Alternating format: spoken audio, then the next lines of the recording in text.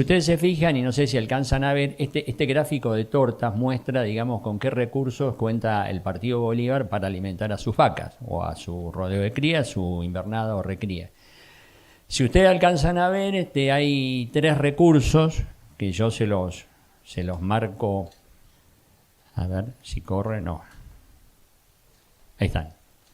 Que son los que están en la Cruz Roja, las tres Cruz Rojas, que dice campo natural, rastrojo de soja, rastrojo de maíz y rastrojo de girasol. Y al lado tienen el gráfico de cuál es la participación porcentual de cada uno de ellos, ¿no? O sea, esas tres cruces rojas más el rastrojo de girasol, todo sumado, dan que la participación de los rastrojos en la cadena alimentaria de la vaca es de un 55%. La participación del campo natural es de un 33% y la participación de praderas perennes y verdeo de invierno es de un 5 o un 8%. O sea que en el Partido Bolívar las vacas viven comiendo rastrojo y si no, algo de campo natural cuando no hay rastrojo porque hay que hacer agricultura. Es un planteo que obviamente no habla bien de la integración, porque si tenemos solo 5% de pasturas perennes, no hacen por más, con todo el esfuerzo que puedo hacer para hacer una pastura, no. Si esto fuese un campo, yo diría, bueno, supongamos el Partido Bolívar tengo una estancia de 500.000 hectáreas, bueno. Con ese panorama forrajero, digamos, en la rotación, no tengo un planteo ni estabilizado ni factible de mejorar, porque no me queda mucho ámbito para tratar de mejorar dentro de ese ciclo. Sobre todo por la baja participación de lo que son los recursos de calidad. Entonces, cuando uno ve que en el Partido Bolívar se van el 70% de los terneros y queda solo el 30%, de los cuales calculo que dentro de ese 30% debe ser la reposición, o menos todavía del 30%, con lo cual a veces ni siquiera se deja la reposición, es porque habla que es una zona que hoy está transformada en muy criadora, que apenas si deja la vaquillona reposición y el resto de los terneros en su gran mayoría se van. Entonces obviamente es un partido que por un lado se parece más a pesar de tener agricultura, a un partido más de la cuenca del Salado, pero bien del Salado metido adentro, es decir, lo que sería, no sé, Madariaga, Lavalle, Dolores, porque tiene un planteo netamente de cría, pero con el aditamento de tener una base de agricultura también. Eso por un lado. Tampoco no quiere decir que todos los campos tengan esta distribución porcentual, es decir, yo creo que la situación a veces es aún peor, porque si ustedes se van a la cuenca del Vallimanca, probablemente haya menos que el 55% rastrojo para darle de comer a las vacas. Y si ustedes se ven en esta línea acá de Hortensia, Herrera Vega, María Lucila y esa zona, es muy probable que haya más del 55% rastrojo para darle de comer a las vacas. Entonces, también está mal distribuido en términos dentro del partido. ¿Por qué está mal distribuido dentro del partido? Porque el partido tampoco tiene una homogeneidad de suelo bastante notoria. Además, dentro de un campo va a haber 7 series de suelos, si es como, por ejemplo, la participación de la... ¿Ya se terminó? No. La participación de la ganadería es importante y debería ser importante en el partido. El otro punto que le quería mostrar son las famosas brechas tecnológicas. Ustedes vieron que hoy se habla mucho de la brecha tecnológica, ¿no? Hay brecha tecnológica, hay brecha en todos lados, digamos, ¿no? Hay grietas en todos lados. Y por el otro lado también hay una gran diferencia entre lo que sería la producción potencial, sin ser la óptima, ni la que biológicamente es posible, sino la potencial. Y yo lo que hice acá, para que ustedes vean, fue a ver cuáles son las brechas tecnológicas en los tres cultivos más importantes, como son trigo, maíz y soja, y cuáles son las brechas tecnológicas en los que son los cultivos forrajeros, que es básicamente festuca y alfalfa. Nosotros vemos primero que hay una situación muy particular, que si ustedes toman las leguminosas, esto es, alfalfa y soja, las brechas tecnológicas con respecto al potencial son mucho más bajas. Necesitamos más cerca del potencial de lo que se puede producir si producimos alfalfa y soja. Estamos un poco más lejos produciendo cereales, como son trigo, maíz y festuca, que es forrajera, pero que son básicamente gramíneas, con lo cual nos están diciendo que hay un problema implícito de nitrógeno en todo esto, porque obviamente aquellas que se abastecen de nitrógeno, si corregimos el fósforo, como son la alfalfa y la soja, probablemente tengan menos o estén más cerca de su potencial de lo que tenemos en trigo y maíz. Pero tenemos una especie forrajera que es la festuca, que es realmente un horror, porque estamos a 237 veces o 237% de lejos de alcanzar el potencial. Quiere decir que si yo mido un potencial de 8 toneladas o 10 toneladas en festuca, es muy probable que esté sacando en la realidad 3 o 4 toneladas. O sea que es muy, muy bajo. Y la festuca es el componente, o debería ser el componente de toda mejora en esos suelos de clase 4, 5, 6, 7 que tenemos en el partido, que es más de la mitad del partido. Entonces, donde tenemos que actuar más, que es en la festuca, es donde tenemos la brecha mucho más alejada que nosotros, como es el caso de la alfalfa, donde estamos más cerca. El problema que tengo con la alfalfa es que ocupa, si la ocupa, menos del 5% del partido. O sea que aparte de que las vacas comen rastrojo y campo natural, cuando les toca algo de verde, como es festuca agropiro, estamos a 237 kilómetros, por así decirlo. Estamos como de acá a Tandil, mientras que en alfalfa y soja estamos como de acá a Urdampilleta. Entonces estamos mucho más alejados en fetuca. Ese es otro problema que tiene, es decir, no es solo del Partido Bolívar, es en general un problema en la cuenca del Salado. Es digamos, lo que es gramíneas y básicamente fetuca agropiro, estamos muy lejos del potencial.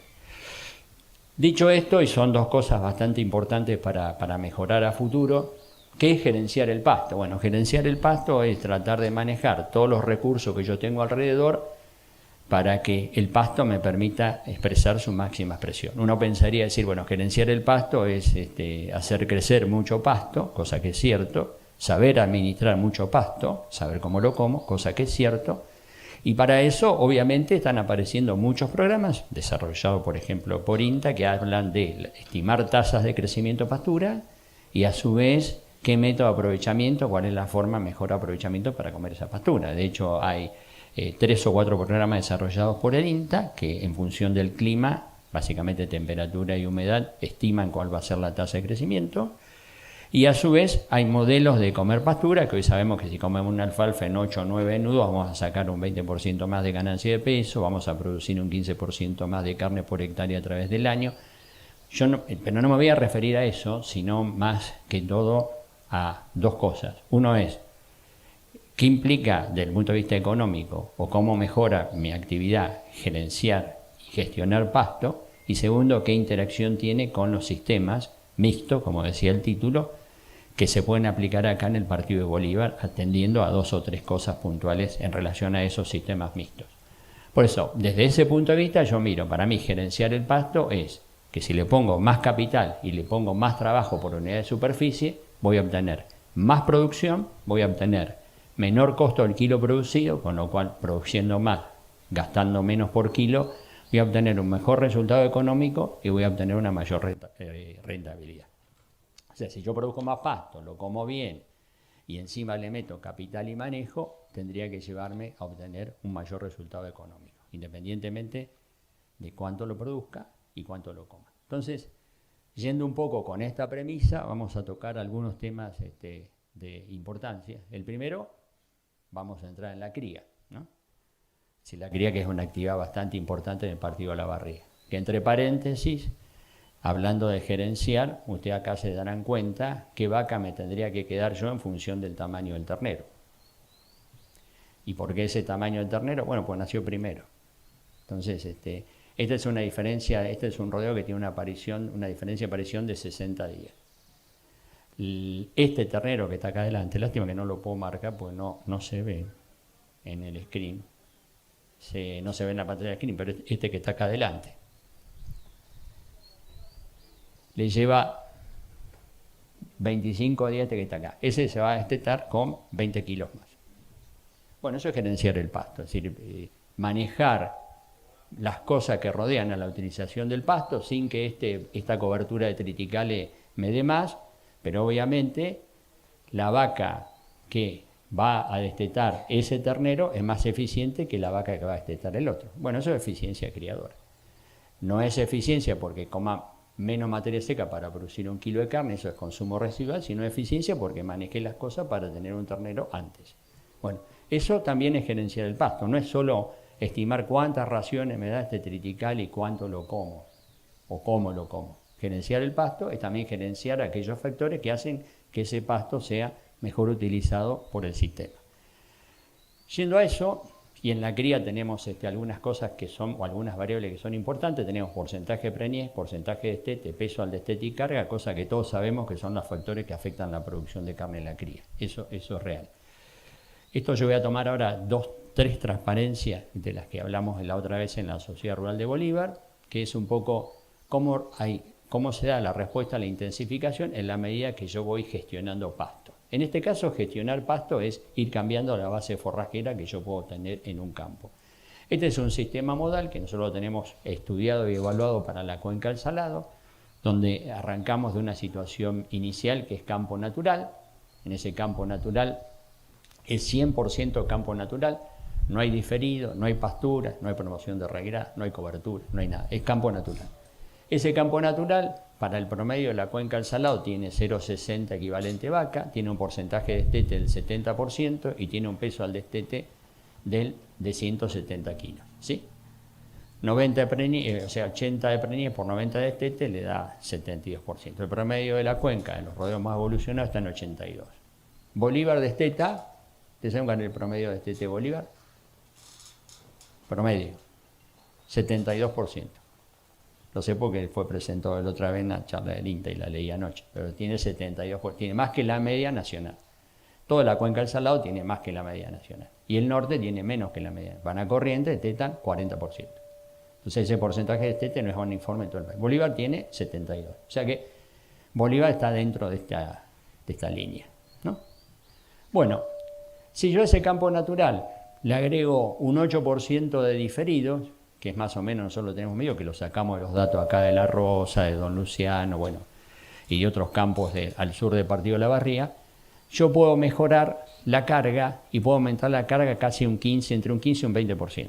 Siempre nosotros decimos, si yo pongo un 8% diferido en un campo natural del 0,6, 0,7, me da un porcentaje de raciones que me permite mantener en el invierno vacas que después tienen una carga en el campo 20% más de carga.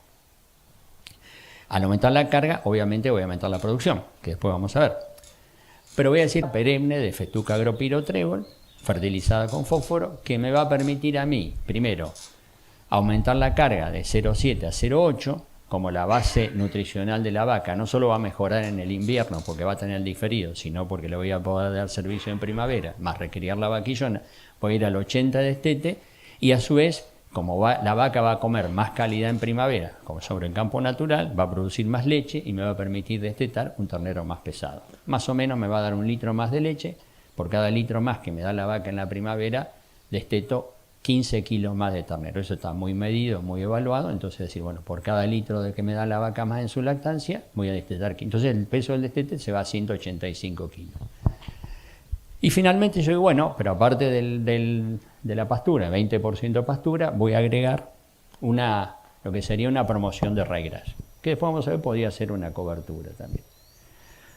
Pero nos quedamos con la idea de la promoción de regras, voy a agregarle 22% de la superficie en promoción de regras. O sea que pasé del 100% de campo natural, le saqué 8 para el diferido, le saqué 20 más para la pastura, me quedé con el 72 y termino manteniendo un 50% de campo natural con 20% de pastura, 22% de promoción y 8% de diferido. Como produzco más y produzco más en la época de lactancia, si tengo el servicio ordenado, me voy a ir a aumentar la carga a un EB, el porcentaje de destete por mejor nutrición va a aumentar levemente al 82% y el peso del destete del ternero, como voy a producir algo más de leche, se va a ir a 190. Hasta ahí, digamos, ese planteo técnico. Cuando yo le pongo los números a lo que son los datos de hoy, un ternero de 4.400 y pico, una ternera de 4.100, etcétera, etcétera, y lo pongo y le saco el margen bruto de la cría y termino en el margen bruto, primero voy a ver que antes de hacer el margen bruto tengo un aumento en la producción.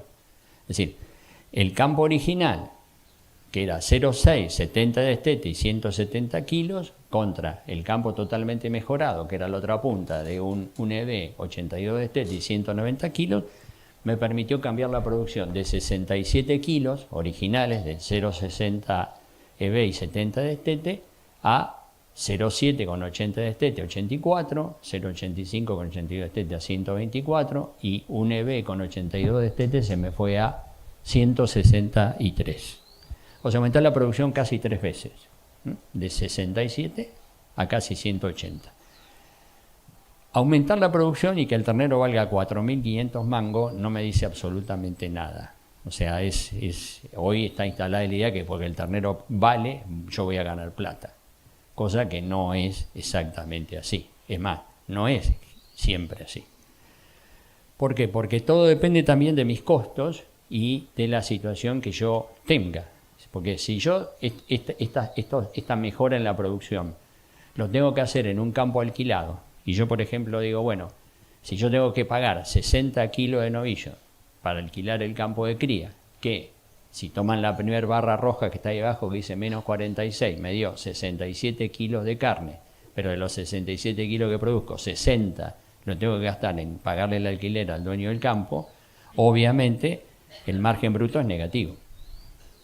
Es decir, si yo produzco 60, 70 y gasto 60 en alquilarlo, es negativo.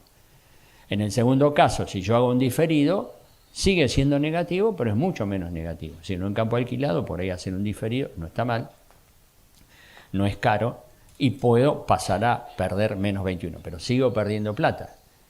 La única forma que yo tengo de avanzar en el campo alquilado es tener 0,80 de destete, o sea, 0,8 EB, digamos, y 82% de destete, donde empiezo a ganar ya $21, tiene otro color, y si tengo un EB con 82% de destete, paso a ganar $101. Entonces, o alquilo un campo mejor, que sin hacer mucho me dé la posibilidad de tener 0,8 a un EB y destetar 82%, pagándolo a lo mejor 70 kilos. Bueno, o tengo que hacerle determinadas mejoras para mejorar ese margen bruto que empieza a ganar plata a partir de que yo hice un diferido y una pastura. Antes que eso, el campo natural solo, alquilando a 60 kilos, no es negocio, y a pesar de que el ternero valga 4.500 mangos, puede valer 7.000 mangos, que no voy a ganar plata. Distinta la situación del campo propio, pero porque no pago 60 kilos de novillo. Entonces, con 60 kilos de novillo, todo va bien.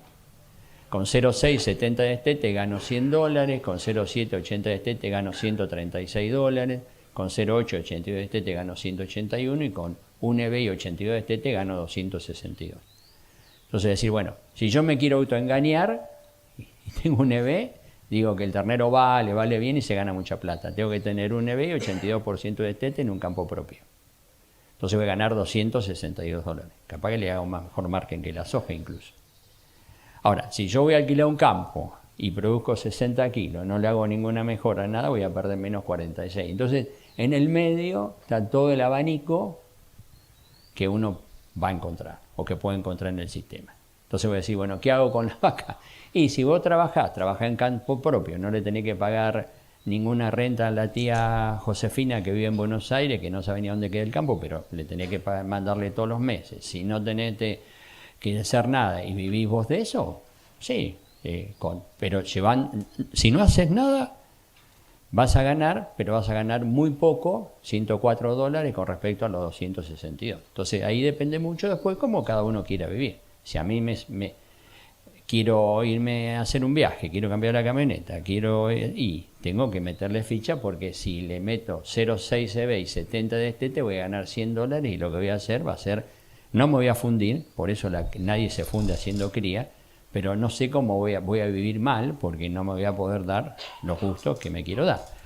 Y en una sociedad que generación tras generación va cambiando sus gustos, lo que hoy me alcanza, porque estoy acostumbrado a gastar poco, no le va a alcanzar a mis hijos y entonces ahí empiezo a entrar en un conflicto que yo no les voy a hablar porque lo voy a hablar después, ¿sí? De quien me sigue va a hablar de ese conflicto. Pero entramos por ese lado. Entonces depende mucho cómo haga. ¿Qué tiene que hacer el que alquila y paga 60 kilos de novillo? Vender las vacas. Vender las vacas y comprate el campo. Hoy no vas a encontrar mejor relación para vender tus vacas en un campo alquilado y comprarte una hectárea. Eso es verdad. Entonces, si para tener un campo alquilado, producir 60 kilos y perder $46, vendela. Y te compras el campo. Y después vas a ver cómo lo poblás. Y si yo quiero hacer una inversión hoy, este es el buen momento para vender las vacas, porque me puedo quedar con las terneras. Claro, tengo que haber hecho la pastura y la promoción, porque si no, ¿dónde voy a recriar las terneras? Pero puedo mejorar eso, me voy a un EB 82 TT, vendo las vacas, vendo la mitad de las vacas y empiezo de vuelta con la ternera de reposición, pero ya tengo. Yo estoy en un campo natural de 0,6 70B que me da 104 de renta. Y yo puedo vender las vacas. ¿Qué tengo que hacer? Y tengo una vaquillona, así no puedo recriar en campo natural.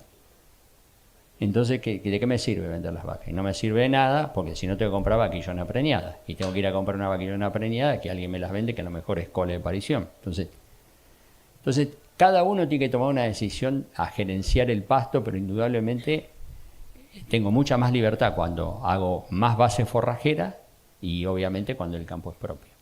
Eso es un aspecto bastante importante, pero ustedes van a encontrar gente que pierde mucha plata con la cría y gente que gana bastante plata con la cría. Todo depende de cómo gestiona el pasto. O sea, ninguna situación funciona con campo natural puro.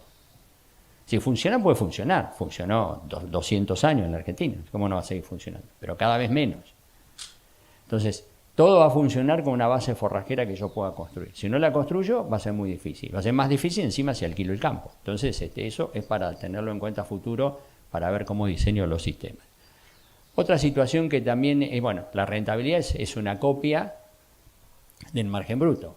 Es decir, en un campo alquilado, donde alquilo a 65 kilos de novillo, que sería el gráfico de la izquierda, donde incluyo el costo por unidad de la tierra, que es el costo de 65 kilos de novillo, no hay ningún esquema que me sea rentable. Es decir, pierdo plata. Cualquier inversión me es negocio. Aún los dólares bajo el colchón. Por los dólares bajo el colchón también se deprecian, pero no se deprecian al 13,9%, como en Estados Unidos. Se deprecian al 2, al 3. Entonces van a demorar 5 años con los dólares bajo el colchón, lo que en un año van a perder con la cría. Entonces, esta situación es la peor de todas. La de campo propio, fíjense que no es mala, pero es una renta de la cría. A veces como la gente tiene, ahora como vale el ternero, todo, entonces toda la gente viene entusiasmada para decir, no, la ganadería. ¿Cuál es la renta? 3%. Y te miran como diciendo, no, vos me estás mintiendo, no puede ser el 3 con el entusiasmo que... Y el 3, la cría nunca dio más que el 3%. Nunca dio más que un bono americano. Quieren obtener más, compran un bono argentino, si lo cobran. Pero bueno, van a tener 15%, si lo cobran. En cambio, vale el 3, un bono americano, pues lo van a cobrar. Y están más tranquilos. Entonces, la cría no es una actividad rentable y para que sea rentable, a un nivel de rentabilidad del 3 al 5%, y que realmente en ese aspecto es segura, tan segura como un bono americano porque tiene estabilidad, pero hay que meterle determinada gestión de pasto. Algún diferido, alguna promo y alguna pastura. Y en esa línea también, tomando un poco lo que yo le muestro acá y volviendo a este cuadro, si lo veo en un campo criado poco alquilado o campo propio, algo que también se está difundiendo y lo estamos haciendo en la cría es el pastoreo de los cultivos de servicio. Algo que siempre se los vio. Primero, no se hacían cultivos de servicio. Se mantenían todos los barbechos muertos a fuerza de fumigada. Después, con las malezas resistentes, aparecieron los cultivos de servicio que no se pastoreaban porque justamente una de las funciones que tenían era impedir el desarrollo de malezas. Y después los que estaban en la fase más ganadera empezaron con el cultivo de servicio, a tal punto que Presidio hoy tiene una red de evaluación de cultivo de servicio. Tiene un programa que se llama Chakra, en los cuales lo coordina gente que fue tesista mío en Rosario, que se dedica a evaluar todos aquellos campos que hacen ganadería en siembra directa, fundamentalmente incorporando el tema de cultivo de servicio. Este es un campo en Marcos Juárez, pleno corazón agropecuario del país, la provincia de Córdoba, con un triticale encañado y la vaquillona de primer parto con su ternero al pie en el cultivo de servicio, que siempre, ¿qué diferencia hay entre un triticale comido como verdeo y como cultivo de servicio? Y que normalmente el que está comido como cultivo de servicio queda con el 50% de remanente. No se lo pela hasta abajo como si fuese un verdeo. Y el remanente que queda al estar encañado es toda la fibra, y la vaca ¿qué hace? Come toda la hoja. Come si fuese avena, se come la panoja. ¿Dónde está la mejor calidad de la planta de los verdeos? En la hoja y en la panoja. ¿Dónde voy a obtener mejor producción animal? Y en el cultivo de servicio con respecto al verdeo. Si ustedes analizan, después lo vamos a ver, pero ganancia de peso arriba de los cultivos de servicio por la red de Apresimas, los ensayos de INTA, ninguno baja de los 900 gramos por día. Cuando con el ensayo de verdeo no pasamos de los 500. Bueno, el ensayo de verdeo, el objetivo es aprovechar todo lo más que se pueda. El cultivo de servicio, el objetivo es dejar una mitad de remanente y por lo tanto yo como lo mejor de lo mejor, y al comer lo mejor de lo mejor, obviamente la nutrición de la vaca es espectacular. Entonces ahí aumento el peso al destete. ¿De qué se logra o qué ha ido cambiando? Bueno, hay algunos campos que ya empezaron con los cultivos de servicio hace, yo diría, 10 años. Yo le voy a mostrar un ejemplo. Este es un campo que se llama Los Aromos, que queda en Roberts, en el partido de Lincoln, al sur del partido de Lincoln, que por incorporar los cultivos de servicio y a tener ya pasto disponible en mayo-junio, producto de haber boleado los cultivos durante el marzo o febrero, ya tiene para pastorear en mayo-junio, y como tiene un planteo de cría, lo que hace es poner las vacas antes en los cultivos de servicio. Y al ponerlas antes, obviamente le da servicio antes, y al darle el servicio antes, las vacas paren antes.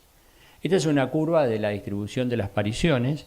Lo que ustedes ven ahí como naranja, que es lo de abajo, es la distribución. Cómo se van acumulando las pariciones. Ven que dicen 99, 174, 574, 640, 743, 791, 899, 899, llegan a 914 el 25 de septiembre, la última aparición. Cuando uno va haciendo cultivo de servicio, va trayendo la aparición. La línea verde, que no se le voy a comentar, es aparición 2024, y la línea azul es este año. Entonces fíjense que para el 10 de mayo ya había 140 vacas paridas en azul, ya había 486 para el 25 de mayo, el día de French y Beruti, y ya habían pasado de 299 a 486. O sea, y la terminación de la aparición, en lugar de ocurrir el 25 de septiembre, terminó el 25 de julio. ¿Qué pasó? Se adelantó prácticamente el inicio de la aparición un mes, y se adelantó un mes, aparición de mayo, ya los toros obviamente ya se sacaron, porque son esa foto que yo le mostré, perdón, en la de Marcos Juárez, la foto de este campo de Los Aromos es lo mismo, pero con avena y tricepiro. El tricepiro es un híbrido entre triticales, centeno y agropiro. Pero básicamente lo que se hizo fue adelantar la aparición. ¿Qué se logra con esto? Bueno, se logra. Esta es la evolución de la producción de carne en kilos por hectárea en los rodeos de cría, incluyendo los cultivos de servicio, de ese campo. Y lo que pasa es que nuevamente acá hay dos efectos confundidos. Una es la inclusión de los cultivos de servicio y otra es también el acortamiento del periodo de servicio a los fines de concentrar la aparición y que sea más tendiendo siempre a ser terneros cabeza, ¿no? Entonces, este periodo, el acortamiento, digamos, del periodo de servicio arrancó en el 2011, que tenía 105 días, fue bajando. En esa época hasta se hacía destete precoz, porque estaba muy corrido hacia el verano. Por eso son los bajos pesos al destete, 130 kilos, 132 kilos, destete precoz o anticipado. Se fue corriendo, se fue acortando, mejor dicho, la ventana de servicio, pasó de 105 días a 75 el año pasado, este año 75 también. Y si ustedes ven, fomentando la producción de carne, producto primero de que al concentrar la aparición tengo mayor proporción de terneros nacidos durante los primeros 20 días, al tener mayor proporción de terneros nacidos en los 20 días, eso me lleva automáticamente a aumentar el peso al destete, porque más terneros van a llegar pesados a la misma fecha de destete, y a su vez también me adelantó la aparición por los cultivos de servicio, y a su vez al tener mejor nutrición la madre, porque come, en lugar de estar comiendo un campo natural, está comiendo un cultivo de servicio, tiene mayor producción de leche y eso implica mayor peso al destete y eso implica haber levantado la producción de carne. De un promedio de, si tomamos el 2014, de 191 kilos, ya nos fuimos a 270 kilos. Esto es producción de carne por hectárea. Entonces en la cría, digamos, una buena alternativa para los que quieren integrarlo con la agricultura es, si no quieren hacer un diferido más una promoción, pueden hacerlo en un cultivo de servicio que le va a traer una ventaja adicional, que como que se arrancan tempranos, se puede adelantar la fecha de parición, se aumenta el peso del destete y le va a traer también mayores ventajas a lo que después la vaca come campo natural. Porque si un ternero me nació en mayo, mes 5, cuando llega diciembre, tiene 7 meses, que es normalmente la edad promedio con que se desteta para un ternero de nacimiento julio en marzo. Cualquier campo que tenga un problema en verano, llámese campo natural, pelo de chancho, festucosis, es bueno tener peso al destete el 31 de diciembre, porque de última desteto el ternero, me lo llevo a otro lado y la vaca se queda seca comiendo mala calidad, que es muy distinto que si la vaca se queda todavía lactando 3 meses más con un ternero que tiene que comer festuca tóxica o pelo de chancho y ella no le puede dar la leche necesaria. Entonces, el gran aporte que hace la integración para mí al cultivo de servicio, que lo podría hacer una pastura, una promoción, pero en esto obviamente nosotros nos damos cuenta que es plus, porque hay un impacto mucho más grande, es tener un ternero pesado para cuando en aquellos campos donde la situación en diciembre se nos pone durísima. Si yo tuviese una pastura de alfalfa, y bueno, no, eso no tendría tanto sentido, porque sigue comiendo bien y bueno, voy a aumentar el peso del destete. Pero si yo tengo recursos de verano muy acotados, el hecho de tener más pasto en invierno, adelantar la aparición, me puede generar una ventaja comparativa bastante importante de este tipo de integración. Dicho esto, vamos a poner otro ejemplo de integración en lo que es recría-terminación. Que también acá tenemos algunas opciones, como yo les digo, la integración, digamos, vía aumentar la base pastoril, vía aumentar cultivo de servicios, también tiene su impacto en lo que es recría-terminación. Si nosotros tomamos, por ejemplo, una pastura templada, como es de alfalfa, podemos armar modelos. Estos 4 modelos que yo les voy a mostrar acá, digamos, se han replicado en la zona. Uno fue acá Los Tambos, otros se han replicado en otra zona donde no es tan fácil producir verdeo, como es en el oeste de Buenos Aires, por cuestiones de humedad. Entonces, bueno, hemos ido a otros planteos de encierre. Pero si nosotros tomamos, por ejemplo, datos que hemos tomado de los campos en cuanto a la intensificación productiva en un modelo que para recría y terminación use alfalfa, acá estamos hablando todavía del 5% de ese que está allá en la punta, que yo le mostré como recurso forrajero del partido, pero que uno debería esperar que debería ser más importante para la integración. Podemos tomar 4 modelos, uno es de pastura con un corral de terminación, que es de la baja intensificación, el otro es una intensificación media, que es una pastura más suplementación invernal, como se hacía antes al 1% del peso vivo, y un corral de terminación, un modelo de alta producción para la zona, que es verdeo invierno, pastura y terminar en un corral de engorde, y el otro modelo que es muy alta, que es hacer corral de recría, pasture y corral de engorde. Sí, son distintas etapas de crecimiento. Partimos de una pastura pura, sin verdeo, sin nada, lo que nos dé, encerramos el animal al final. Una pastura que le metemos algo de intervención, suplementándola para levantar la carga. De hecho, pasamos de 2,5 a 3,4 cabezas por hectárea. Una tercera intensificación, donde aparte de la pastura hacemos verdeo de invierno para sostener una buena carga invernal, después tiene una muy buena carga en primavera, y de hecho tiene 5,9 cabezas por hectárea de pastura. Y una muy alta, donde no, en alguna zona que no podamos hacer verdeo, hacemos un corral de recría, una pastura, lo largamos a pastura, en esta época están todos a pastura, y cuando empieza a decaer la producción de la pastura por allá por diciembre, empezamos a ir encerrando progresivamente los animales dentro de un corral. ¿Qué logramos con esto?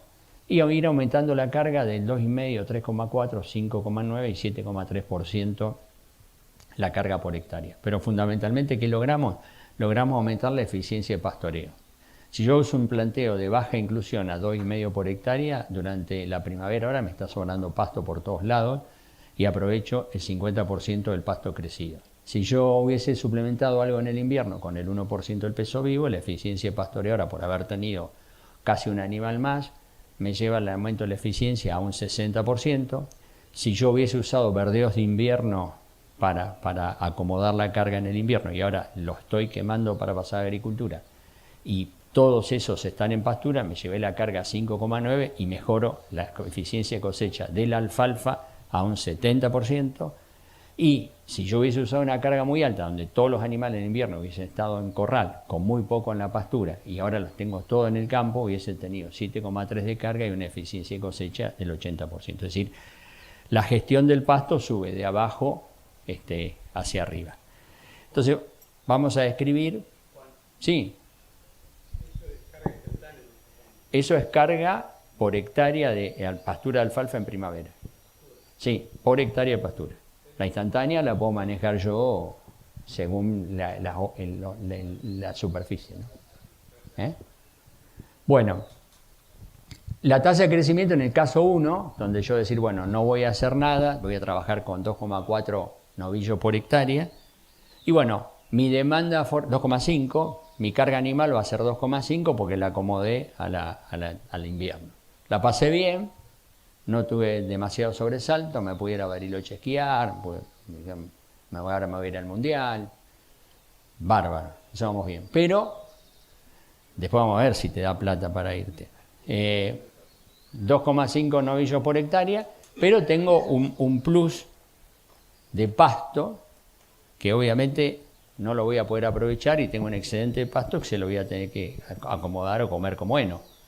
Después, ¿a quién se lo voy a dar? No sé, porque el año que viene, si sigo usando una carga baja, tampoco lo voy a necesitar. Entonces, a no ser que venda heno, que hoy no se lo venden a nadie, porque hay pasto por todos lados, entonces heno hoy, olvídense, el año pasado pagaban cualquier cosa los tambos por un rollo, hoy no vale nada. El mercado del pasto es así, pero bueno, 2,5 por hectárea, y ese sería un planteo, el básico. El otro planteo, que sería el caso 2, yo me voy a 3,4 novillos por hectárea, ya tengo un déficit acá. Es decir, levanté un poco la base, levanté un poco el nivel, entonces digo, bueno, este bache acá lo cubro con suplementación. ¿Cuánta suplementación? Bueno, el 1% del peso vivo de los 3,4 terneros por hectárea que ingresen en abril-mayo, pero aún así, antes de ir al corral, me sobra pasto. Si tengo un excedente pasto, menos que antes, pero tengo. Ese sería el segundo planteo. Después vamos a ver los números. El tercer planteo sería decir, bueno, tenemos una curva similar de crecimiento, pero yo voy a arrancar ya de entrada con más cabeza que en el invierno me voy a aguantar. Arranco comprando o destetando, acomodando 4,5 terneros por hectárea, que en el otoño me van a ganar 450 gramos por día, arriba esa pastura. En el invierno sé que no voy a mantener más de 2,5. Recuerden que el original del planteo 1 eran 2,5 cabezas por hectárea, lo que me da una tasa de crecimiento normal de pasturas a 25 kilos de materia seca. Hoy eso va subiendo porque conforme van apareciendo variedades sin latencia cada vez más productivas, la carga invernal en pasturas de alfalfa va subiendo, pero digamos todavía no llegamos a 5, pero vamos subiendo. Vamos a mantener 2,5 cabezas por hectárea, una DPV de medio kilo por día. ¿A dónde meto los otros 2 que había comprado o 2 que había destetado? Bueno, entonces acá empieza a aparecer otra figura que es la utilización o de verdeos, que a mí me permite acomodar y comprar, seguir comprando y llenar con 3,5 cabezas por hectárea adicionales por hectárea de verdeo. Entonces tengo 2,5 en la pastura y 2,5 en el verdeo, cosa que cuando venga la primavera yo voy a tener las 6, o sea, 3,5 más 2,5 suman 6 cabezas por hectárea, 5,96 cabezas por hectárea, comiendo la pastura y que me ganen 800 gramos por día. El 80% de la producción de carne en cualquier sistema pastoril se explica en estos meses y fundamentalmente en octubre. Nosotros en septiembre, octubre y noviembre hacemos el 75% de la producción de carne del año. El resto, todo lo que hacemos el resto del año para tratar de mantener la mayor carga posible para llegar ahora con la mayor cantidad de animales posible que nos coman estos 75 días ganando 1 kilo por día. Todo lo que hacemos en el año lo hacemos para esto, para estos 75 días. El corral después para encerrar lo que después va a ser un excedente y no vamos a aguantar. El corral antes para tener los terneros, para tenerlos para la hora. Los verdeos que hacemos antes para tenerla haciendo hora. Ahora yo diría septiembre, octubre, noviembre, ese mes. Y diría que el mes clave es octubre. Si tenemos 6 cabezas por hectárea, vamos a producir el 80% de la producción de carne en este mes. Y después obviamente vamos a ver un corral de terminación. Acá, digamos, una alternativa, volvemos a lo mismo, que está apareciendo en los últimos años, que reemplazan a los verdeos, es el pastoreo de los cultivos de servicio. Pero ¿qué nos dimos cuenta en el pastoreo de los cultivos de servicio? Que primero podemos usar distintas especies, como por ejemplo, lo de la izquierda es un ryegrass boleado, arriba un maíz que después se cosechó, entonces ahí tenemos verdeo de ryegrass, más grano que quedó por la cosecha, más chala, que tiene, si nosotros comemos el 10% de hoja, todavía tiene calidad. El del medio, eso es en Madariaga, el del medio es un cultivo de servicio del centro de Santa Fe. Eso es vicia villosa con ryegrass, que puede ser cebadilla en esa zona, y rabanito, que rabanito es el que está a la derecha, ¿no? Hace ese tipo de raíz, que realmente lo que busca es raíz pivotante. Tiene una ventaja, que el rabanito es recontra amargo y la hacienda no le gusta. Entonces siempre le va a dejar una disponibilidad, por más que ustedes no quieran, del 40-50%. Van a ver que largan la hacienda, obviamente lo primero que se va a comer es el ryegrass, después la vicia, y después ya va a empezar a balar pues no quiere agarrar el rabanito. Entonces ustedes se garantizan con eso que van a tener cobertura. Y aparte de cobertura van a tener una bruta raíz pivotante que le va a hacer la subsolada. La otra ventaja es la nodulación. Es decir, al mezclar rabanito con vicia o ryegrass con vicia o avena con vicia, la nodulación. Este es un ensayo que se publicó este año, que está hecho en el INTA Naredo, cerquita de Coronel Suárez, donde muestra la importancia de la vicia como aportadora de nitrógeno, porque cuando yo hago esos kilos de materia seca, lo cual para la baja extracción que realiza el novillo, porque el novillo come proteína, pero el 95% la devuelve en la orina. Imagínense que una vicia que tiene 30% de proteína, tiene más que la alfalfa la vicia, es una vuelta de nitrógeno que hacen que los suelos arranquen con 40, 50, 60 kilos de nitrógeno para la cosecha. Entonces es bastante importante el desarrollo de la vicia. Y fundamentalmente, digamos, ¿cuál es el efecto de la cobertura? En este caso es un ensayo que se hizo en Rosario, en Zavalla. El efecto de los cultivos de cobertura, que en este caso fue ryegrass anual, donde se aplicaron distintas intensidades de pastoreo. Lo que ustedes ven abajo, de 0, 5, 10, 15, 20, 25, es la intensidad de pastoreo. Es decir, cuando llegan a 5, 10, 15, 20, 25, saco la hacienda y me manejo en rotativo. Obviamente, a menos intensidad, menos carga. Es decir, entonces lo que fue variando, cuando yo fui subiendo, aflojándole la intensidad, fui bajando la carga, de 6,5 a 4,2, a 3,4 y a 2,4. Y en la medida en que fui aflojándose la intensidad, ¿qué hace el animal? Lo que yo decía antes, come más hojas y menos pseudotallo o menos caña si está encañado. Entonces paso de 440 gramos, que esto, digamos, es la banda de comida de los verdeos, ¿no? Mucha carga, ganancia de 500 gramos. Voy bajando la carga y subo la ganancia de peso a 780.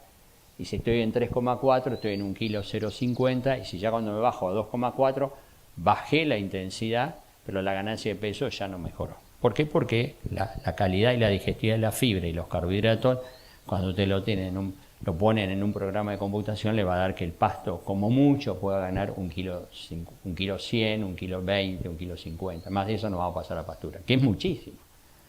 Pero estamos en ese límite por la calidad de forraje que manejamos. Conclusión, al margen de esto, que pastoreando con una intensidad, dejando un remanente de 15 centímetros, obtenemos la máxima producción de carne por hectárea, combinada de no tan alta carga, pero sí la máxima ganancia de peso, 1,050 kg. ¿Cuál es la diferencia entre los 400 gramos y el 1,050 kg? Y el estado con que salen los animales en las coberturas.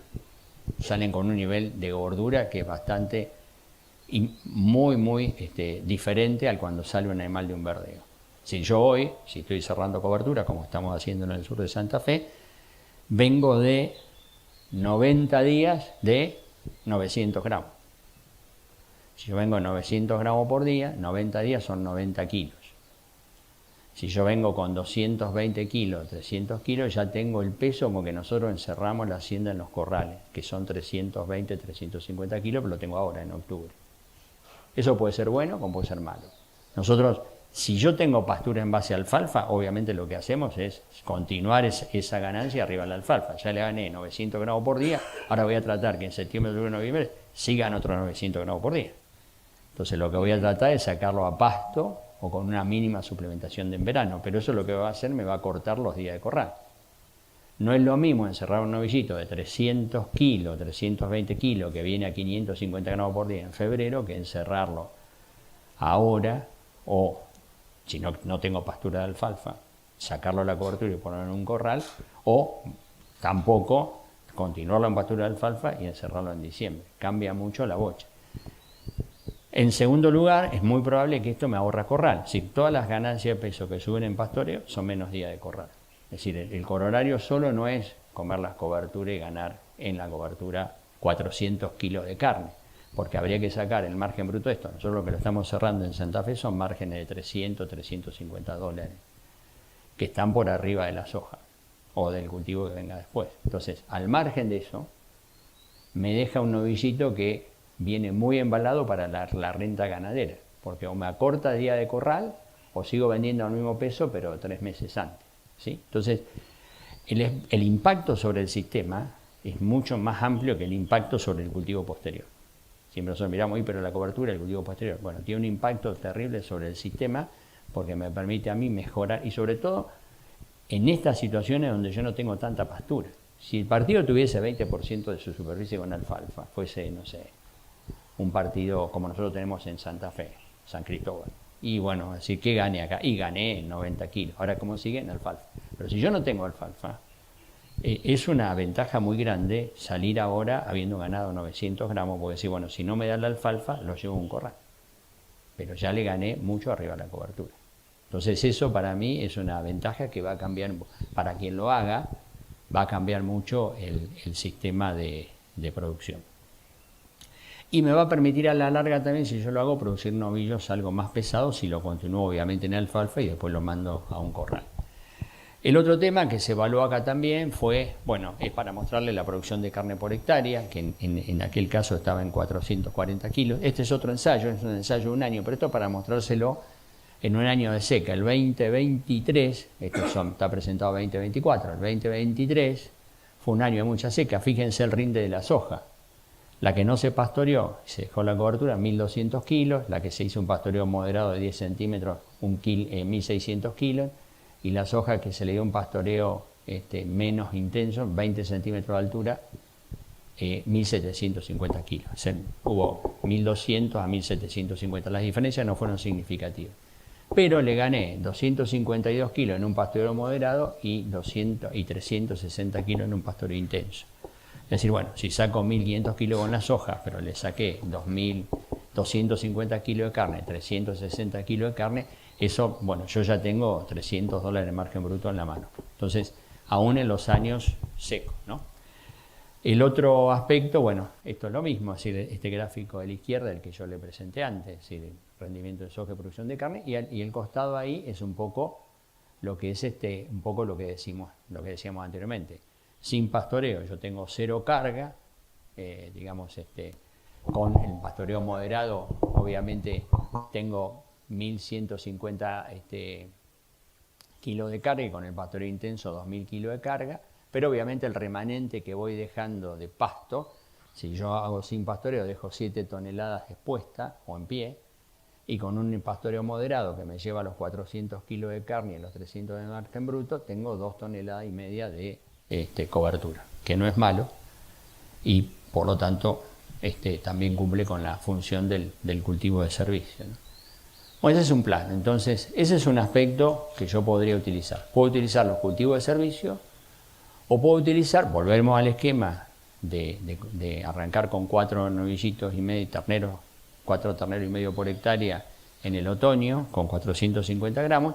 En el invierno puedo tener de vuelta 2 cabezas y media en las alfalfas sin latencia ganando 500 gramos y en el resto puedo tener un esquema de verdeo convencional. El verdeo que tengo 5 cabezas por hectárea, 6 cabezas por hectárea, pero que ganan 400 gramos.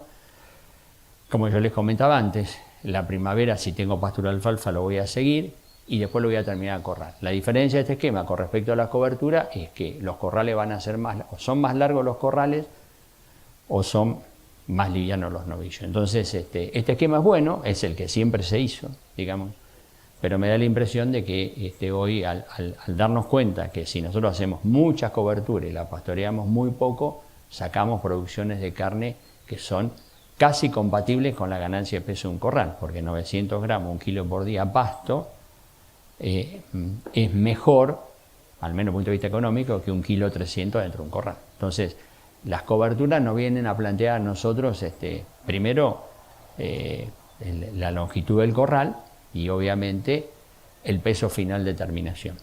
Después vamos a ver por qué es importante el peso final de terminación. Bueno, y cuando llega la primavera van a comer este tipo de pradera. Esta es alfalfa festuca, esto es acá en Rojas, al sur de Pergamino. Bueno, obviamente hay una selección muy grande, por los novillos se comen primero la alfalfa y después la festuca, y eso que todavía esta festuca no está pasada, o cebadilla. Pero bueno, esto después se encierran y este es un poco el manejo. Esta es la pradera típica de alfalfa festuca con trébol. Esta es un poco la disponibilidad de salida. No podemos forzar en este tipo de pasturas a comer abajo, primero porque la calidad de esto es baja, y segundo porque le tenemos que respetar dejarle un tercio de hoja a la festuca. Es el tema que tienen las pasturas consociadas, que bueno, por el otro lado se justifica por el tema de raíces y mejora de las condiciones de suelo. Y el cuarto esquema que yo le quería mostrar son lo mismo, es decir, tengo 4 terneros que compré o que traje del campo de cría, que ganan 450 gramos. Voy a mantener 2,5 en el pasto, y el resto lo mando a un corral de recría, que eso también es factible de hacer. 4,8 cabezas en el corral de recría, muchas más, después le meto 7 a campo, es decir, con el corral de recría a mí me permite ser más desafiante. ¿Por qué? Porque me animo a encerrar más hacienda para que haya más ternero en el verano. En lugar de 5,9, 6, como tenían los planteos anteriores, paso a 7. Tengo que tener un manejo muy estricto. Acá normalmente se ven beneficiados los que hacen alfalfa pura. ¿Por qué? Porque hago un aprovechamiento para comer el 80% del pasto. La única especie que puedo hacerlo a ese nivel de intensidad es la alfalfa pura. Si lo hago con alfalfa festuca, la festuca me va a quedar un palito. Va a demorar en rebrotar, y aparte el animal va a comer la base de la planta, que no va a ganar 800 gramos por día, va a ganar 700, 650. Entonces, estos sistemas de corrales de recría, y incluso para aumentar la carga en primavera y poder tener más carga que justifique el corral de recría y tener 7 por hectárea, me obliga, bueno, juego un corral de terminación, me obliga a comer de esta forma, ¿no? Muy poca gramínea, y si ustedes se fijan, esto no es festuca, esto es cebadilla, es un anual. Muy poca gramínea, pura alfalfa, que se come con esa intensidad. Son cambios de 3-4 veces por día, que cuando está quedando así, los cambio. Cuando está quedando así, los cambio. ¿Qué me garantiza eso? Primero, que el animal no pase ni una hora sin comer, que no se quede con hambre. Entonces es una buena herramienta para controlar el paste. Y segundo, la intensidad. Es decir, acá yo puedo ir a fondo porque puedo comer, porque es alfalfa pura. Bueno, estos son distintas fotos. ¿Cómo terminan estos modelos? Bueno, estos modelos, tenemos el de baja intensificación, que produce 423 kilos de carne. Recuerden, 2,5 cabezas por hectárea, sin verdeo, sin suplemento, sin nada. Me da 423 kilos de carne, que es básicamente la producción de carne a pasto que voy a lograr ahora. La gestión del pasto en la mediana intensificación, que si ustedes recuerdan es 3,4, 3,5, uno más que el primero, mantenido a fuerza de suplementación invernal con grano, que me da 581. El de alta intensificación me da 700 kilos, que es, si ustedes recuerdan, es 2,5 en la pastura, 4,5 afuera, sea verdeo o cobertura, y me da 708 kilos. Y el de alta intensificación, que es el corral, pastura de alfalfa ahora, corral, que me da 875 kilos. Hasta ahí vamos bien, todos producen más. Esto es ya Fórmula 1, es decir, desde acá imagínense que esto es de la ruta 65 para arriba, a no ser que yo tenga una loma dentro de espiga, que lo voy a hacer, ahora ya voy. Entonces eso me permite a mí producir más kilos de carne. Ahora, en el margen bruto, de vuelta, volvemos a lo mismo. Depende si esto yo lo hago en un campo alquilado o en un campo propio. Si nosotros lo hacemos en un campo alquilado, que es esta situación, el producir 451 kilos de carne, no suplementar, no subir la carga y trabajar con 2 cabezas y media cuando puedo trabajar con 7, me da un margen bruto 0. Es decir, no gano ni pierdo plata. con lo cual me da una rentabilidad negativa. El medio, es decir, suplementar, el modelo original de la suplementación de la invernada corta al 1% del peso vivo en el invierno, pasar de 2,4 a 3,5 me da 118. Y ya cuando me voy a alta intensificación, es decir, pastura, más verdeo o cobertura, ya me voy a márgenes que son realmente interesantes, aún pagando 12 quintales de soja de alquiler, ¿no?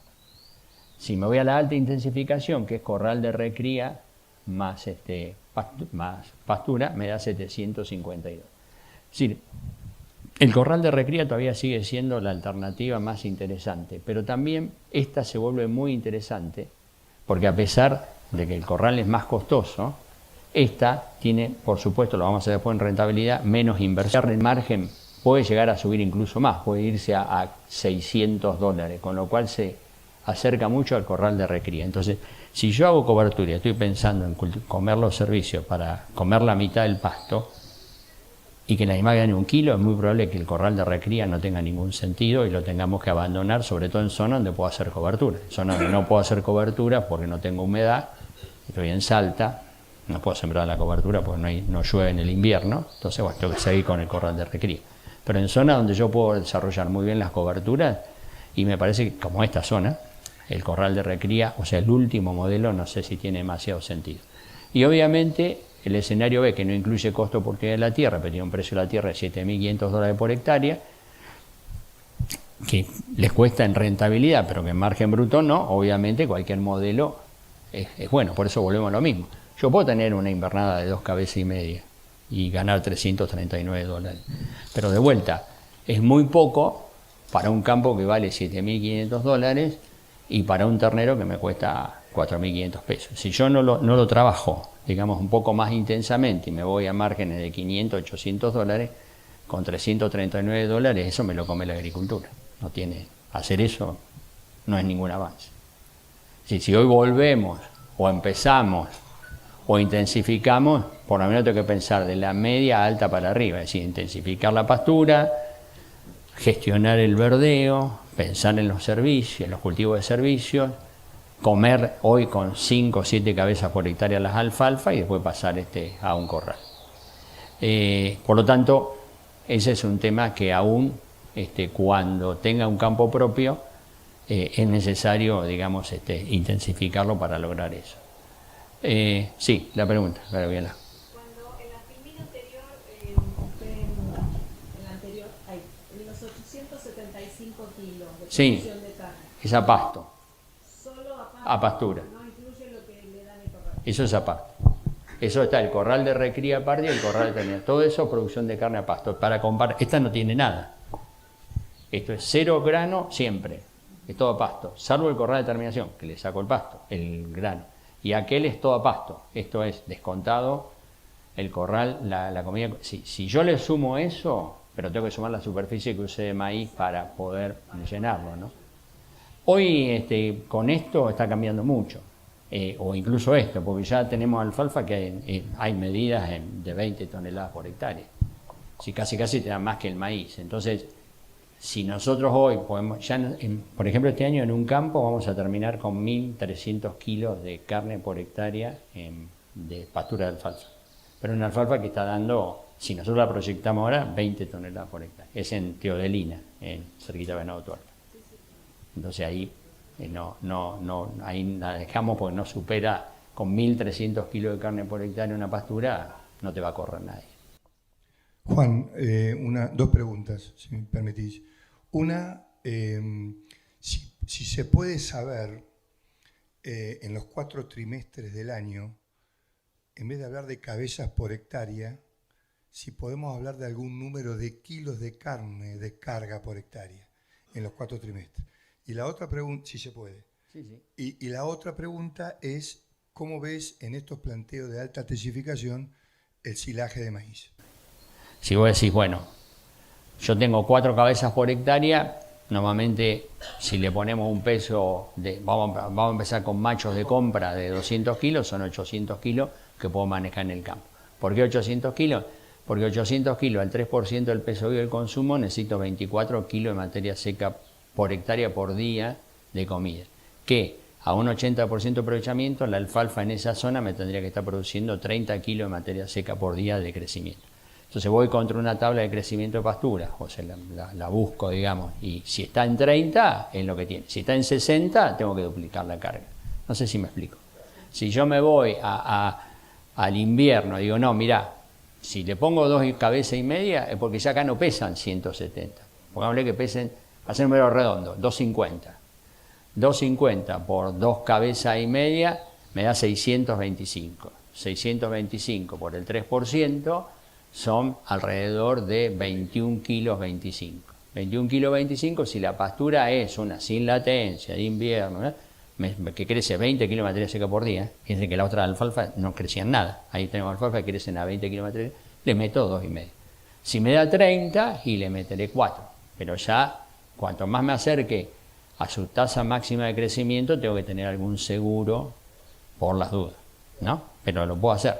Y después llegamos a la primavera, y yo digo, llegué acá con 7, vamos a poner caso extremo, que ya lo saco al campo con, vamos a hacer número redondo, 205, vamos a seguir en 250, para que dé la cuenta. O sea que tenemos 1.750. 1.750 por el 3% del consumo, voy a estar 7 por 3, 21, 52 kilos de tasa de crecimiento por día, que dividido el 80% de aprovechamiento, porque si bien lo como abajo, igual ese remanente no lo puedo dejar a la tierra. Dividido eso me va a dar una tasa de 60, 70 kilos por hectárea. Entonces, bueno, yo ahí voy aumentando la carga. Esta de teodelina nos está dando 110 kilos de materia seca, pues casi un sorgo forrajero. Es impresionante el pasto que da. Entonces, bueno, eso entonces se lleva hacia el kilo. Después la segunda pregunta, si yo puedo incluir maíz, todo este planteo, el de recría y el de terminación, en los modelos nuestros están todos hechos con silaje de maíz. Todos. No, como estrategia de corral. Sí. Acá como suplemento de campo, el primer modelo no tiene. 2,5 no tiene. El de 3,4 tiene grano al 1% del peso vivo, que podría ser ahí la inclusión de silaje. Nosotros no lo hemos puesto en grano. El tercero es a puro pasto. O tengo pastura más verde o pastura más cultivo de servicio. Y el cuarto es a corral en el invierno, a puro corral, y después terminación. Entonces ahí es donde, en el cuarto, que más silo maíz te lleva, pero metido en una ración. Nosotros hemos probado raciones secas, pero son recrías cortas. Titulado peso promedio por cabeza, ¿es suficiente para lograr el mejor aprovechamiento de la pastura? El peso promedio por cabeza más eficiente. Si estamos hablando en términos de eficiencia de conversión, el peso promedio más eficiente arranca al pie de la madre. Todo lo que es al pie de la madre tiene una eficiencia muy alta, porque el ternero toma leche, que es de altísimo valor, y come poco pasto. Después yo lo desteto, viene un periodo de estrés, que es un poco el que le cambia, y después sigue hasta después el ritmo de cuando empieza a poner grasa, que depende del frame. Si vos tenés un frame chico, es eficiente hasta los 300 kilos, si tenés un frame grande, hasta los 400 kilos. Eso manteniendo el ritmo de ganancia. Pero normalmente por eso la recría es eficiente. Y el otro tema que es muy eficiente es la vaca. Como la vaca está crecida, es decir, el ternero es eficiente en de poner proteína y le cuesta poner grasa. Una vez que terminó de crecer, se cambia. Es al revés. Es más fácil mantener la grasa y no la proteína. ¿Por qué a ustedes les resulta, los que son gordos, a quién les resulta más difícil perder peso? ¿A un gordo o a un flaco? A un gordo. En el adulto. En el de 20 años sale a correr y lo perdió. Pero en el adulto le resulta más difícil perder peso a un gordo que a un flaco. O, como dicen muchos, si yo no sé, como lo mismo que hace 20 años y engordo. Y sí, porque tu requerimiento más son los brazos. Ahora todo eso paró. Entonces ahora todo eso ya no se gasta. Como no se gasta, sobra. Y si sobra, engorda. Y la vaca, por eso la vaca gorda para mí es la más eficiente que la flaca. La vaca que para mí mejor me tiene estado es aquella que tiene más grasa de cobertura. Primero porque tiene más hilación con el medio. Y segundo porque por cada kilo que tiene que mantener, es más barato mantener 1 kilo de grasa que en 1 kilo de proteína que se recicla. Por eso, el otro motivo, por eso los flacos nunca engordan. porque como son muy proteicos, viven quemando, aún en adultos, viven quemando grasa y así coman entrenando según la estado. Pero la vaca de cría crecida es muy eficiente también. Pero en esta categoría yo te diría que quédate con la idea de 170 a 230. Si vos tenés un novicito que gana 200 gramos por día y pesa 200 kilos, todos los días te va a pedir para mantener el corazón, para latirlo, para respirar, y gana 200. Aquel que gana 1 kilo, probablemente lata un poco más, respire un poco más porque tiene mayor metabolismo, pero va a ser mucho más eficiente que el que gana 200. Y eso te va a cambiar la tasa de engrasamiento. De los ensayos que nosotros hicimos, el que mayor tasa de engrasamiento ahora logramos fue con las coberturas. ¿Por qué? Porque llegamos al kilo. Entonces se nos engrasan los novillitos 1 milímetro por mes. Si vos tuviésemos una cobertura de 7 meses, tendríamos los 7-8 milímetros para cargar. Pero como tenemos 3, llegamos a 3. Si vos después lo seguís en un corral, llegás a 7 en un corral. Si seguís en una alfalfa, lo encerrás con 6 o 7, con lo cual después con 30 días de corral lo terminaste. Pero bueno, es un poco, a más ganancia también más eficiente. Pero por edad, como vos preguntas, es por esa edad que es la etapa del crecimiento, ¿cómo te puedo decir? Sigmoide en la curva, ¿no? Que nos pasa a nosotros a los 20, 25 años. Sí, 0,6, 0,7. Sí. Sí, te da en un campo alquilado. Sí, obvio. Vendiendo el ternero, vendiendo la vaca de conserva y quedándote con la mayoría de la reposición. Porque la ternera no la puedes vender porque vos tenés un 70% de destete. Si vos tenés un 70% de destete y vos decís salió mucha vaca vacía, vos te quedan dos motivos. O la vendés, pero si vendés el 30% de tus vacas todos los años, al cuarto año te quedaste sin vaca. Con lo cual te tenés que quedar con la ternera o salir a comprar vaquillona preñada. Entonces ese campo está en un dilema, porque si se queda con la ternera no genera caja, pero si vende la ternera es aún peor porque tiene que comprar una preñada. Entonces siempre su margen va a estar negativo. No sé si me explico. Si vos de alguna forma vas mejorando el porcentaje de destete y cada vez te sobra más ternera y tenés un 90%, un 82% de destete, que sería 90 de preñez por 90 de aparición de destete, que tenés el 82, vos tenés que reponer por vacía el 8%, más las viejas, que representa un 20%. Como vos destetaste 40 terneras cada 100, te sobran 20. Se vende todos los machos y 20 terneras. Pero ahí te empecé a elegir. Me vendo las 20 colas y me quedo con las cabezas y empecé a seleccionar. El mejor negocio, si yo tengo que elegir, es vender el macho y quedarme con la ternera cabeza. Pues si no, si compras siempre vaquillona, nunca va a mejorar el rodeo tampoco. Porque nunca va a conseguir la hembra que es tu propia hecha y conocida. Y eso es real, es así. Así que bueno. En esta zona, ¿cuántos kilos rinde una tarea de torta? Y habría que evaluarlo. No hay muchos datos, porque en realidad va cambiando mucho. Hay que tomar, eso debería ser como una red nacional, porque en realidad va cambiando mucho porque todos los años aparece una variedad nueva. Pero yo calculo que nosotros para este cálculo, nosotros le pusimos 16 toneladas para Marco Juárez, 18, y acá se lo bajé a 12. Pero es una intuición de haber visto pastura y por la carga que hemos mantenido. Pero es muy probable que hoy capaz que pueda rendir 13 o 14. No es baja. Juan, discúlpame, nosotros hacemos medición de pasto en línea, discúlpame, pero hacerte un pequeño aporte, tanto de pasturas consociadas con festucas como puras, andamos entre los 10, es decir, un año normal desde el punto de vista de lluvias, estamos entre los 10 y 12.000 kilos de materia seca. Bien. Ya. Pero bueno, eso como yo les digo, eso va a ir cambiando con el tiempo conforme al mejoramiento. Que obviamente siempre es mejor en alfalfa que en gramínea. Gramínea es mucho más lento. Primero, por una cuestión de mercado, se vende mucho más semilla de alfalfa. Si alfalfa te la compran todos los tambos. Una fetuca, ningún tambo te va a comprar fetuca. Entonces, obviamente por razón comercial hay más interés puesto en alfalfa. Y después, obviamente, al tener más interés ahí, el avance genético es más rápido. Pues es más fácil lograr resistencia a enfermedades. Pero bueno, lo que sí nosotros vemos, por ensayo ya de Balcarce, cuando yo estaba y alguno de Villegas, es que siempre que vos puedas poner una leguminosa, siempre es mejor que sembrar la camilla pura. Porque siempre la leguminosa, por aporte de nitrógeno, por cobertura, por lo que sea, te va a dar más que la combinación. Es decir, o sea, una alfalfa te da 20. Una alfalfa con festuca te puede dar 18, 20 o 17 porque la festuca produce menos que la alfalfa, pero como está fertilizada, levanta. Ahora, sembrar la festuca pura y capaz que te da 10. No sé si me explico. Entonces, siempre que vos puedas poner una leguminosa, hacelo, sea la que sea, pero hacelo. No podía dejar de faltar el hobby por los trenes, la pasión por los trenes. Así que bueno, una General Motors GT22. Esta está hecha en LeGrange, Illinois. Y después General Motors, Argentina compró la licencia y se empezaron a hacer acá en Tigre, en Astilleros Artaza. Pero una locomotora más chiquita, esta tiene 3.150 caballos, más o menos, ¿no? Es la que ustedes ven de A2 tirando.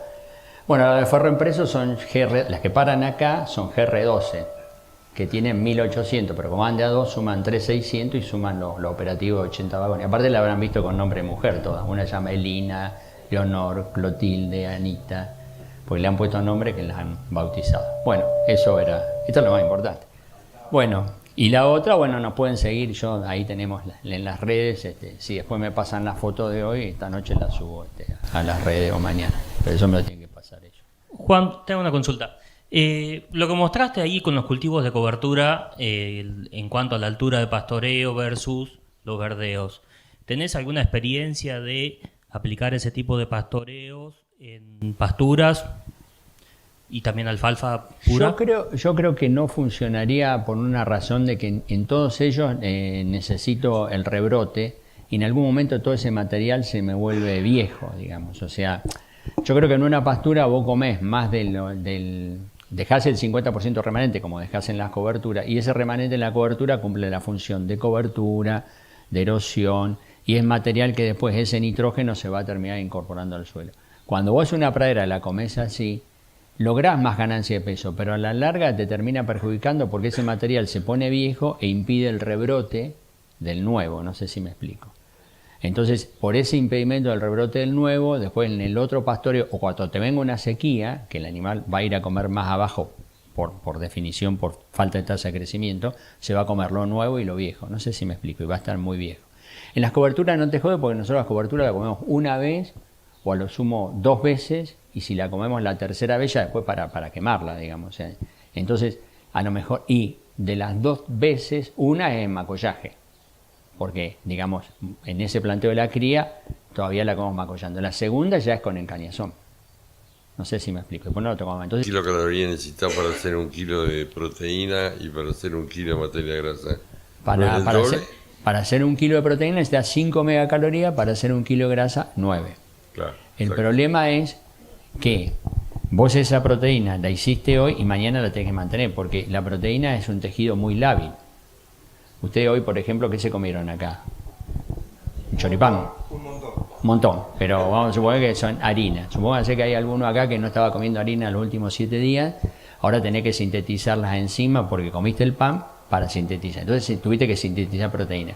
Mañana dejás de comer harina y esas enzimas van a estar al cohete, con lo cual se vuelven a degradar porque ya el organismo no las usa y las perdiste. En todo ese proceso de síntesis y degradación. Vos tenés músculo. Si vos tenés un músculo, lo sintetizaste hoy, pero mañana parte se vuelve a degradar para mantener la función, digamos, ¿no? Entonces, ¿Por qué no lo hace aparte de la grasa? porque la grasa es un tejido que se establece y estable. La grasa la pones como deposición y la vas a necesitar solo cuando te falte energía. Y aparte la grasa son 3 moléculas de ácidos grasos y un glicerol. Se separan y se vuelven a unir, pero no es un gasto energético. Vos para sintetizar proteína necesitas 5 moles de ATP por cada unión. Entonces es mucho. Entonces, cuando vos estás creciendo, no te jode porque vos tenés una alta tasa de síntesis de proteína y porque aparte de sintetizar proteína, ligaste el agua nuestro. Nosotros tenemos un 30% de agua. Toda nuestra agua está en el músculo. Entonces, cuando un novillito crece 200 gramos de proteína y 300 de agua. Y si no le sobra energía, no sintetiza grasa. Si le sobra mucho, empieza a sintetizar grasa. Pero una vez que está crecido, una vez que está crecido, una vez que ya no crece más, ni agua, ni grasa, ni proteína, es mucho más barato mantener la grasa porque no tiene degradación. ¿Me explico? Una vaca de cría que está comiendo un rollo, todos los días la vaca traga, tiene que hacer rumias, mover la panza, mover toda esa fibra pastel. Todo eso es movimiento intestinal. El intestino cada 10 días se recambia. Nosotros el intestino que tenemos hoy, dentro de 15 días, no lo vamos a tener. No lo vamos a tener, no es que perdamos el intestino, vamos a tener el mismo intestino, pero vamos a tener un recambio del 7-8% por día. Porque es lo necesario para mantener la salud de todos los tejidos. La grasa es un depósito, yo esto de acá lo tengo hace un año y no baja. Es porque no hago voy al gimnasio, todo, pero me falta superar las 2000 calorías por día para bajarlo. Entonces es distinto. En cambio, el músculo lo bajo siempre. Si yo no hago eso, corro el riesgo muy importante de terminar en un cáncer, si yo no renuevo células, digamos. Entonces, el cáncer es una degeneración celular, digamos. Entonces, el organismo se protege degradando y sintetizando. A veces falla, obviamente, pero lo hace. Bueno, Juan, ¿Listo? la verdad que se merece un aplauso porque siempre nos